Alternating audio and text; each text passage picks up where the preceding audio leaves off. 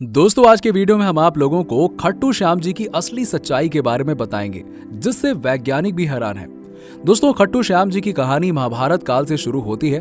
कौरव वंश के राजा दुर्योधन ने निर्दोष पांडवों को सताने और उन्हें मारने के लिए लक्ष्य ग्रह का निर्माण किया था और सौभाग्यवश वो उससे बच निकले और वनवास में रहने लगे।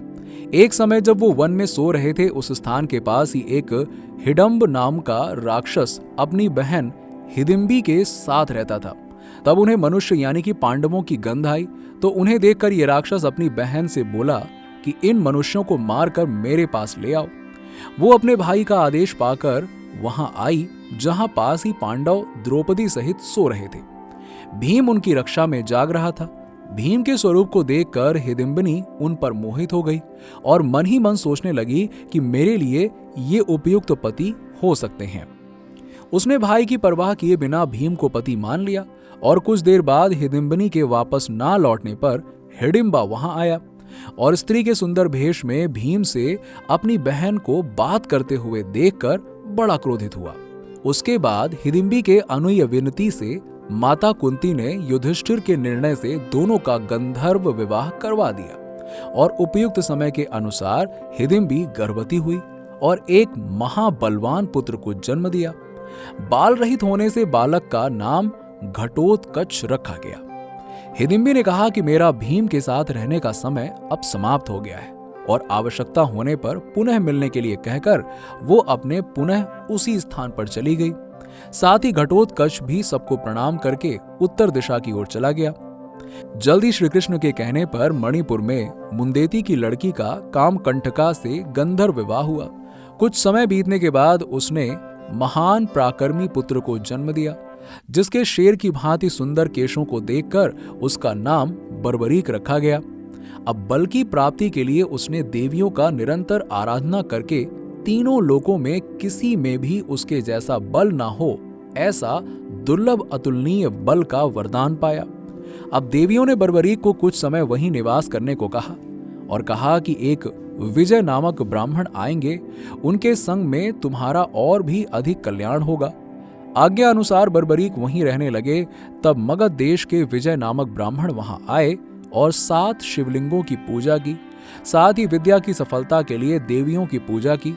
ब्राह्मण को स्वप्न में आकर कहा कि तुम सिद्ध माता के सामने आंगन में साधना करो, बर्बरीक तुम्हारी सहायता करेगा। ब्राह्मण का आदेश पाकर बर्बरीक ने साधना में विघ्न डालने वाले सभी राक्षसों को यमलोक भेज दिया। उन असुरों को मारने पर नागों के राजा वासुकी वहां पर आए और बर्बरीक को वहां दान मांगने के लिए कहा। तब बर्बरीक ने विजय की तपस्या सफल हो यही वर मांगा और उसके बाद देवताओं ने विजय को श्रेष्ठ प्रदान किया। तब से उनका नाम सिद्धसेन पड़ गया। कुछ काल बीत जाने के बाद कुरुक्षेत्र मैदान में कौरव और पांडव के बीच में युद्ध की तैयारी होने लगी और इस अवसर पर बर्बरीक भी अपने तेज नीले घोड़े पर सवार होकर आ रहे थे। तब रास्ते में ही भगवान श्री कृष्ण ने बर्बरीक की परीक्षा लेने के लिए ब्राह्मण के भेष में उसके पास पहुंचे। भगवान ने बर्बरीक की मन की बात जानने के लिए उससे पूछा कि तुम किसकी ओर से युद्ध लड़ने आए हो। तब बर्बरीक ने कहा, जो कमजोर पक्ष होगा उसी की तरफ मैं युद्ध लड़ूंगा। भगवान ने बर्बरीक से कहा कि तुम 3 बाणों से सारी सेना को कैसे नष्ट कर सकते हो। तब बर्बरीक ने कहा कि सामने वाले पीपल के पेड़ के सभी पत्ते एक बाण से ही निशाने हो जाएं और दूसरा उसे बेध देगा। श्री कृष्ण ने पैर के नीचे 2 पत्ते छिपा लिए। अब देखते ही देखते एक ही बाण में सब पत्ते बेध गए। तब श्री कृष्ण ने सोचा कि ये वास्तव में एक बार में सबको यमलोक भेज सकता है। तब ब्राह्मण बने भगवान श्री कृष्ण ने बर्बरीक से याचना की। तब बर्बरीक ने कहा कि हे ब्राह्मण, क्या चाहते हो।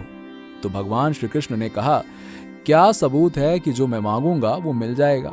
तो बर्बरीक ने कहा कि वचन की बात है तो तुम प्राण भी मांगो तो मिल जाएंगे। ब्राह्मण के भेष में श्री कृष्ण बोले, मुझे तुम्हारे शीर्ष का दान चाहिए। अब ये सुनकर बर्बरीक स्तब्ध रह गए और बोले, मैं अपना वचन पूरा करूंगा, पर सत्य कहो आप कौन हो। तब भगवान नटवर ने अपना विराट रूप दिखाते हुए ये कहा कि मैंने सोचा अगर तुम युद्ध में भाग लोगे तो दोनों कुल पूर्णतः नष्ट हो जाएंगे। तब बर्बरीक ने कहा कि आप मेरा शीर्ष का दान तो ले लीजिए, पर मेरी एक इच्छा है कि मैं युद्ध को आखिरी तक देख सकूं। तब भगवान ने कहा, तुम्हारी ये इच्छा जरूर पूरी होगी। तब बर्बरीक ने अपना सर धड़ से काट कर दे दिया। इसके बाद भगवान ने बर्बरीक के शीर्ष को अमृत जड़ियों के सहारे पहाड़ के ऊंचे शिखर पर उगे एक पीपल के पेड़ पर स्थापित कर दिया। 18 दिनों तक चले युद्ध में पांडव को विजय प्राप्त हुई और साथ ही उन्हें अपनी जीत पर घमंड हो गया। तब श्री कृष्ण उन सबको लेकर वहां पहुंचे जहां बर्बरीक का सिर स्थापित था। बर्बरीक के सामने पांडव अपनी अपनी वीरता का बखान करने लग गए। तब बर्बरीक के सिर ने कहा, आप सबका घमंड करना व्यर्थ है, जीत श्री कृष्ण की वजह से मिली है। बर्बरीक ने कहा कि मुझे तो इस युद्ध में श्री कृष्ण का सुदर्शन चक्र ही चलता नजर आया था। इसके बाद बर्बरीक चुप हो गए और आकाश से फूलों की वर्षा होने लगी। तब भगवान श्री कृष्ण ने बर्बरीक से प्रसन्न होकर वरदान दिया कि कलयुग में तुम मेरे श्याम नाम से पूजे जाओगे। तो यदि आपको वीडियो अच्छा लगा हो तो ज्यादा से ज्यादा लाइक करें, शेयर करें और हमारे चैनल को सब्सक्राइब करना ना भूलें।